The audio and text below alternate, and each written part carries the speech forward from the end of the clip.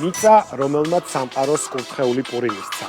გაცემის ბოლოს მოგიყვებით მართვალზე, რომელმაც ქართული ხორბლის უძველესი და უდიდესი ისტორია შემოინახა.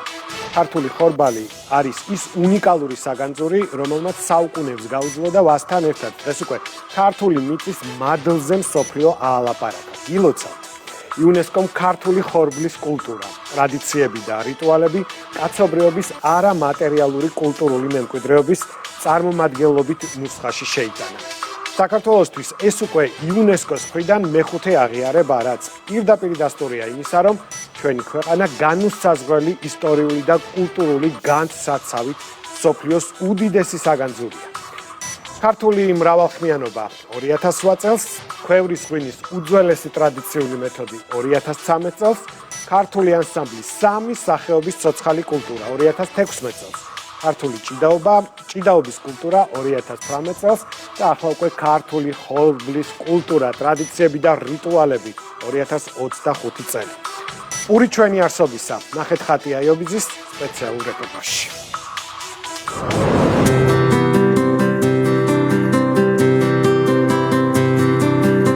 ხორბალი არის წითელი დოლი, თეთრი დიკა და ჭვავი. აქვე თავთავების შემიძლია წარმოგიდგინოთ აი წითელი დოლის როგორი განსხვავებული წითელი ფერის განსაკუთრებულად გამოირჩევა. და ეს პური არის წითელი დოლის ფერის, აი როგორ დაბრაწული წითელი ფერი აქვს, ეს განსხვავებული ერთ-ერთი საუკეთესო პურია, სოფლიოში აღიარებულია.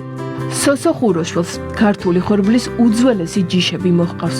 ფერმერისთვის შიდა ქართლში საოკუპაციო ხაზთან ძალიან ახლოს მოწეული თითოეული თავთავი საქართველოს ისტორიას ინახავს. იცის, რომ ამ ხორბალს ანალოგი არ აქვს, რომ უნიკალურია და ეს არის ის, რაც ძალიან იამაყება. ჯერა ამ თავთავების შეხედვა, წითელი დოლის შეხედვა რა ადამიანები რავია, თვითონ აქ თონებას ვერ მალავენ და იციან, რომ ეს ქართულია, საქართველოსთან წავიდა. 10 წლეულების წინ დაიწყო მოძიება ხორბლის უძველესი ქართული ჯიშების, რომლებიც საქართველოს ისტორიის, ტრადიციების და ყოფის განუყოფელი ნაწილია.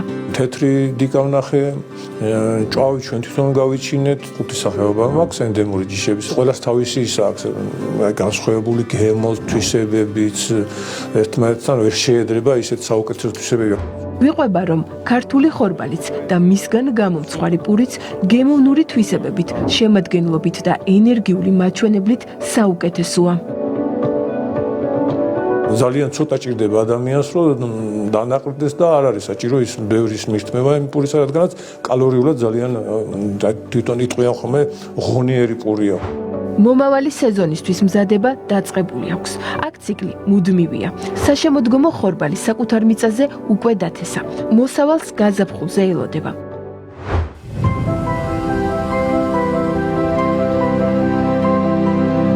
საქართველო რომ ვაცსა და ღვინოსთან ერთად ხორბლის და პურის სამშობლოა, ამას ეს არქეოლოგიური მასალაც ადასტურებს. უკვე მეცნიერულადაც დადასტურებულია, რომ ჩვენი ქვეყანა ხორბლის კულტურის კერაა. ეს გახლავთ 8000 წლის წინანდელი ექსპონატები. აქ გახლავთ უმარტივესი თოხები, უმარტივესი ბარი. ძალიან საინტერესოა ნამგალი, რქისაგან გაკეთებული ნამგალი, კაჟის სართები, ჩასართავი მასალით, რითაც ხდებოდა ხოლმე პურის მკა. საქართველოს ტერიტორიაზე ადამიანმა ხორბლის მოყვანა ნეოლითის ხანიდან დაიწყო. ალბათ არაა შემთხვევითი, რომ უკვე ამ დროიდან ხორბლის შესანახ ჭურჭელსაც ქვევრის იდენტური ფორმა ჰქონდა.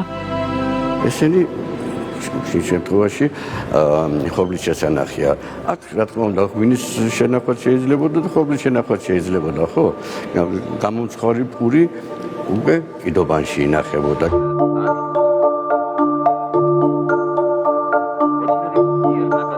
უძველესი დროიდან მოჰყავდათ ქართული ხორბალი, ხელის სახნისით, შემდეგ გუთნეულითით, დროსთან ერთად ტექნიკა იხვეწებოდა.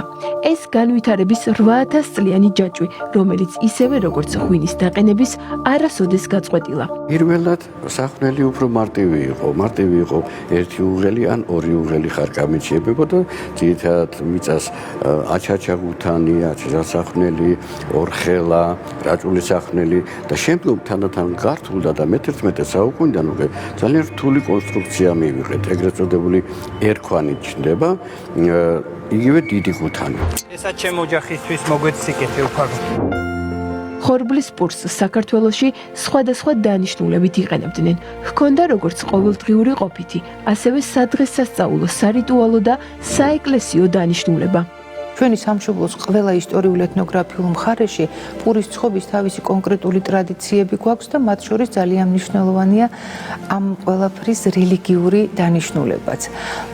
ქრისტიანობამდეც ჩვენ გვქონდა პურის როგორც შესაწირავის არსებობის ტრადიცია.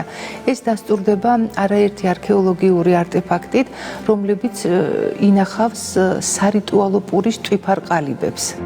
სწორედ ამიტომ იუნესკომ ქართულ ხორბალს და მასთან დაკავშირებულ რიტუალებს მსოფლიო კულტურული მემკვიდრეობის სტატუსი მიანიჭა.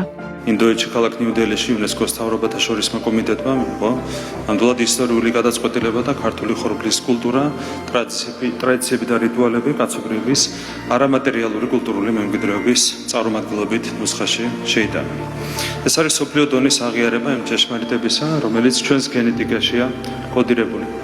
საქართველოში ხორბალი არასდროს ყოფილა მხოლოდ საკვები. ეს იყო ჩვენი იდენტობის, ჩვენი სულიერებისა და ყოფის განუყოფელი ნაწილი ათასწლეულების განმავლობაში. საუკუნეთა განმავლობაში ქართული ხალხი დაუღალავად შრომობდა, აწყობდა პურს და მისდევდა იმ ტრადიციებს, რომლებიც ოჯახების სიმტკიცეს იცავდა.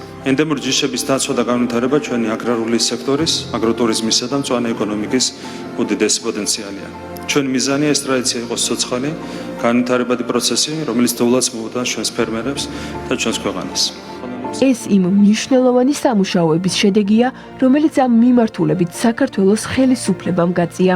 ჩვენ მსოფლიოს უკვე ვაღიარებინეთ, რომ ვაზისა და ხორბლის ქვეყანა ვართ, ანუ ღვინო და პურის ქვეყანა ვართ, უძველესი. ყველანაირი არქეოლოგიური და ასეთი ბოტანიკური კვლევებით უკვე საუკუნეები ძველი წელთაღრიცხვით საბუთდება, რომ ხორბლის ენდემური ჯიშები საქართველოში იყო.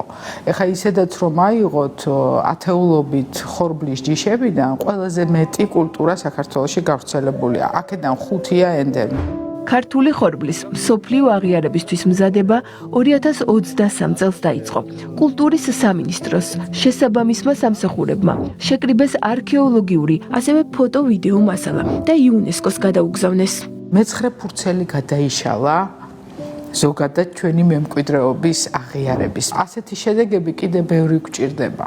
მსოფლიოს კიდე ბევრი რამ ხმამაღლა უნდა გავაგებინოთ. ქართველი ადამიანი თავის ხელით ქმნიდა ამ დალოცვილ ქართულ კულტურას და ჩვენი მიწა ამითია სავსე.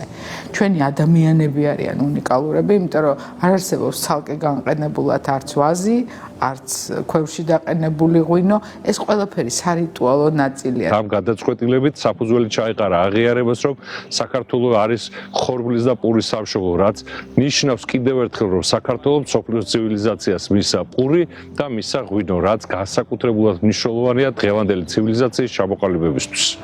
ამ პროცესში სოფლის მეურნეობის, კულტურის და საგარეო საქმეთა სამინისტროებთან ერთად აქტიურად იყო ჩართული ნინო წილოსანი, რომელიც მაშინ პარლამენტის აგრარულ საკითხთა კომიტეტს თავმჯდომარეობდა. პარლამენტის ვიცე-სპიკერი გვიყვება იმ მასშტაბურ სამუშაოებზე, რომელიც ამ აღიარებას უძღვოდა წინ.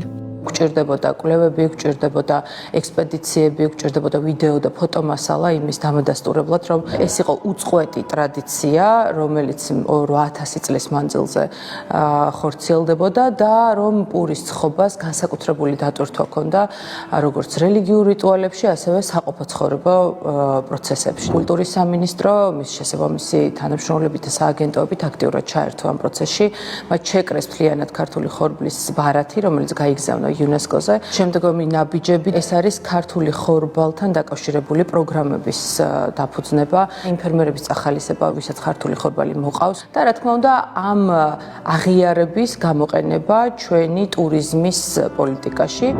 შთამბეჭდავია, რომ ისევე როგორც ღვინის, ქრისტიანობის უმნიშვნელოვანესი მისტერიის, ზიარების მეორე კომპონენტის, პურის სამშობლოც საქართველოა.